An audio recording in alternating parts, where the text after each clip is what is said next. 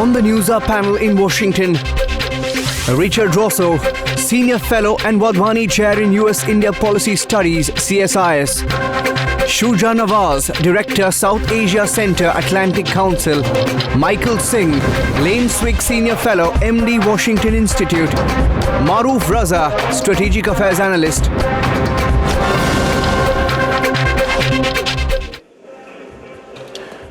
Richard, let's start with you. You know, post the big breakthrough of the Indo-US nuclear deal, the relationship has petered out. Do you agree with that? And if so, then who should be held to blame more? Which side should be held to blame more? Because that's going to be the starting point for what we achieve on this leg.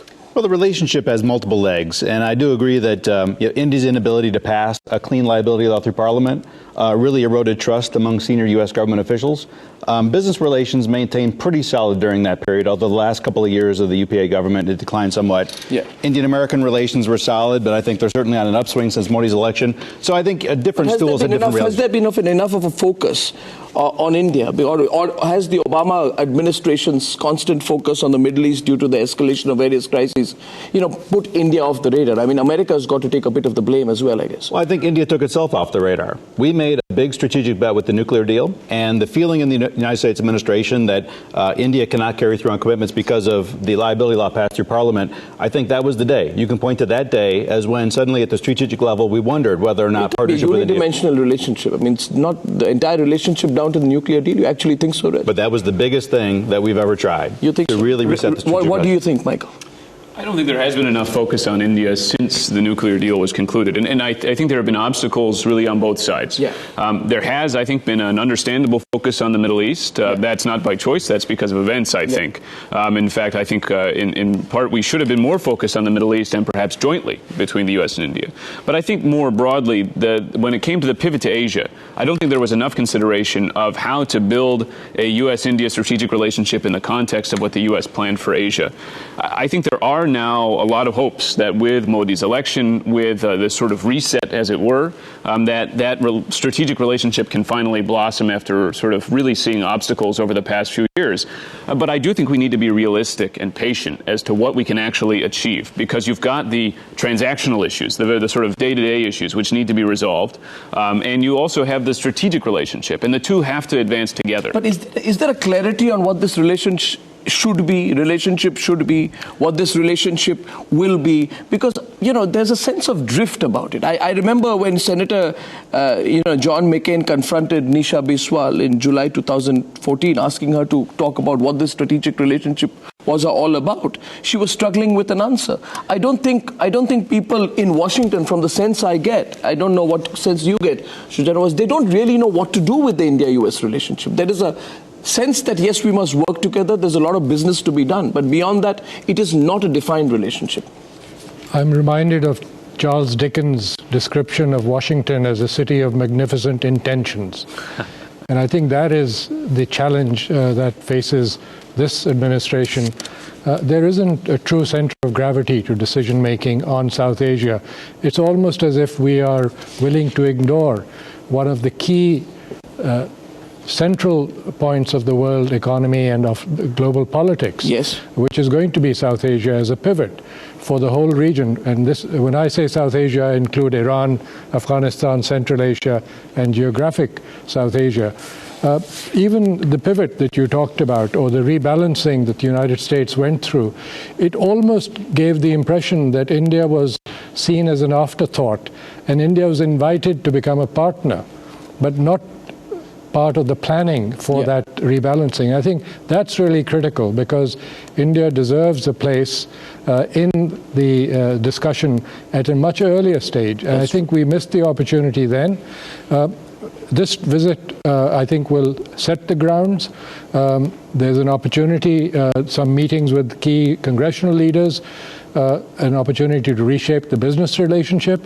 And I think most important, I think Prime Minister Modi is reaching out to the middle income diaspora, the small and medium-sized enterprises.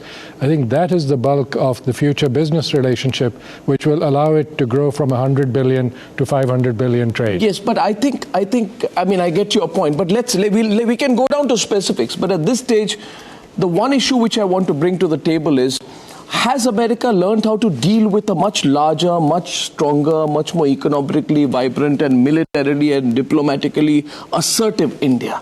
You know, I was reading Nick Burns' piece today. I think it was in the Washington Post, and I think he does represent a certain establishment view.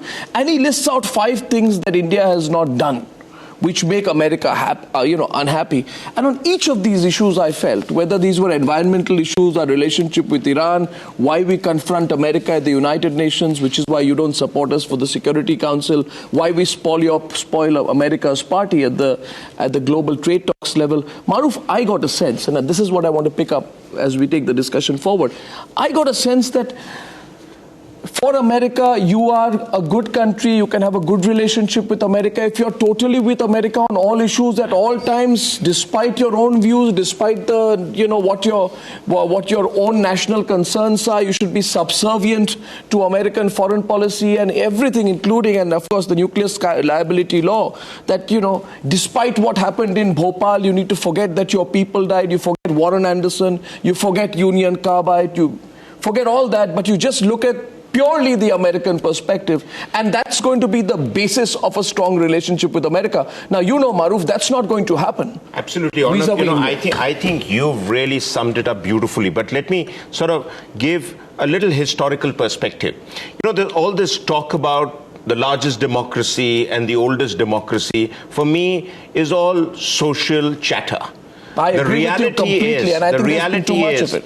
The reality is that democracies necessarily don't dance together. Yeah. In the case of democracies in Europe, which the Americans to a great extent have shown patience with, also recognizing the fact that Europe is ideologically, in the post-World War II era, has been totally dependent on American muscle to keep the European idea alive. Now, with that in mind, you look at this relationship with India. You want to deal with democracy. America says, let's encourage democracies. But democracy is a cacophony of noises. Democracy is argumentative Indians, to quote Amartya Sen. Democracy is multiple opinions not leading to anything. I mean, the nuclear liability law debate in India itself was reflective. I mean, you wanted a law in place before you could do business with India. We went around the parliamentary process, and this is what we got. See, Maroof, may I say one thing? May I say one thing? May I say one thing? I think I told Richard as we were coming in, I said we will talk, as the Americans say, we'll talk turkey. Well, I'm talking turkey. So we will be straight, and you always talk turkey. But can I just the question is, if the issue is the nuclear liability law, I want his perspective also to be brought into the table. No, we'll take the conversation forward. My issue with wherever I have been in New York and Washington, spoken to all the senators and all the congressmen and everyone involved, is so angry about India's insistence on the nuclear liability law. Richard, tell me, we can't conveniently forget what happened in Bhopal in 1984. Union Carbide and Warren Anderson got away, and the absence of a liability clause gave them the escape route. So the same basic principles apply here.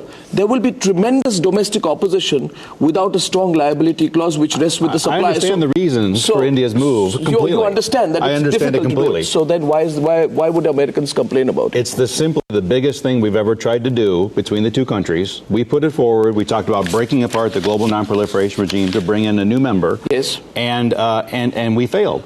We ultimately failed. Why put so much focus on it? How does the United States wake up the next day and say, let's do something else equally big? We've done a lot of other things since then. A lot of things. But there's very few things that big that are on the table. You're saying, Richard, that the Indo-US nuke tie is one of the biggest reasons why they were sort of derailed is the nuclear deal being weighed down by due to our inability to find an agreeable solution vis-a-vis the supplier's liability. So coming back with something too small an issue? Well, the companies themselves, how many nuclear plants have been developed by foreign companies since the liability law passed? 0. So it is the issue.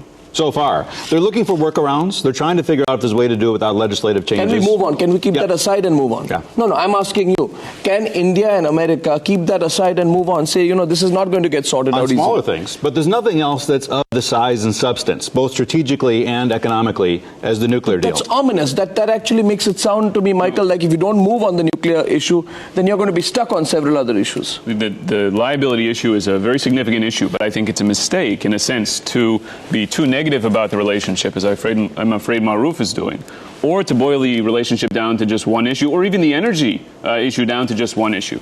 Because remember, the energy issue goes beyond the nuclear issue. I think we should also be looking, for example, at the issue of natural gas exports. It also goes beyond U.S.-India, because as Richard was saying, this is an issue not just for the U.S., but for other countries that might supply India. I think that when we look at the strategic relationship, the reason we need to have a good sense of what it is, and this is something that Modi needs to do while he's in Washington, is build these personal ties and begin a real strategic relationship, is that every one of these issues, whether it's IPR or whether it's nuclear liability, is going to be difficult. And without that geopolitical context, without that sense that we're supporting one another, they're even more difficult in isolation. But being a little aware of the domestic political situation in India, I don't see, and this may not sound music to American ears, but I don't see, Richard, this whole issue of the nuclear issue being sorted out. Somebody miscalculated. Maybe Manmohan Singh was overeager. He was too keen to put the relationship on some historical path. He was not sure of his second term. He was also perhaps using it to muscle his own way in and go into history himself toward the end of his first term. But say move on. Yeah. Maybe it's the best thing is to move on. And we have. Defense relations. Yeah. I mean, you would say that losing MMRCA, the two American platforms, losing that, would have been equally bad in the defense relationship, but what happened? The United States woke up the next day and launched the Defense Trade Technology Initiative to try to find the next way forward. So the nuclear, that's one issue. It's an important issue, but on defense, on economic relations, the diaspora, we're doing well on a lot of fronts. And I want to get former Secretary, Ministry of External Affairs, K.C. Singh, who's joining us live. Maroof, I'll come back to you on that. But K.C., you've been listening on to the conversation. Good evening from Washington. Do you think it will be fair to put the entire relationship hostage to the problems that we have on the nuclear deal? Arnab, 2 or 3 quick points. Firstly, we've got it upside down. The reason the nuclear deal came through was because the Bush administration, very early in their term, made a determination that a rising India was necessary for the stability of South Asia, stability in the Indian Ocean, and to balance the rise of China. I think it was this strategic understanding which brought about the deal, not the other way around. Secondly, we are forgetting a fundamental thing, that when the bill was there in the parliament, you first had Fukushima disaster. And secondly, it's just coincidental that a judge in Bhopal revived the Union Carbide case long after the Supreme Court had shelved it. These two incidents together fired the sentiment in the parliament. It was not that the government made it necessarily that harsh. So it was a sequence of accidental events. And don't forget, after Fukushima, there's been a rethink all over the world about the role of nuclear power in your energy mix. Germany is completely gone off it. France did an audit of all their this thing, and Japan is still wrestling with it.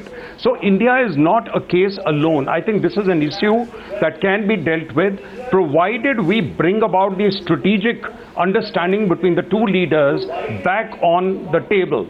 I think what's happened is, once that flagged and that slowed down, then all the players in different all the stakeholders, whether it was IPR, trade, climate change, they all took over. And this will happen because the relationship with the US is so complex and so wide that you can again bring it back together fairly quickly once the two leaders sit down and knock everybody on the head and say this has to be done. Yeah.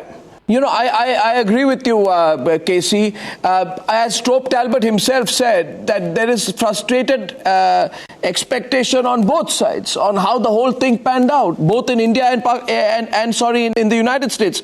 But since it is not getting resolved, and you rightly say this, Mr. Nawaz, now I want to move to other issues. There is a strategic relationship.